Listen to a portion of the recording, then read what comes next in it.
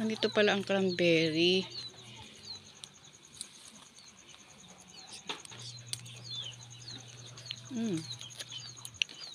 Maasim. Pero ang ganda niya, oh, pulang-pula. Pero pag nahinog po ito, matamis. Maasim siya.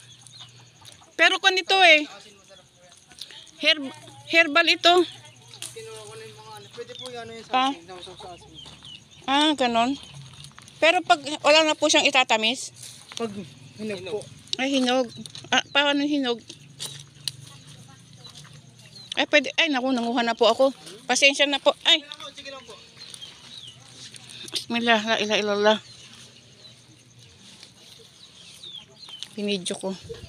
I-upload ko sa YouTube. Wala. Ganda. Tama na.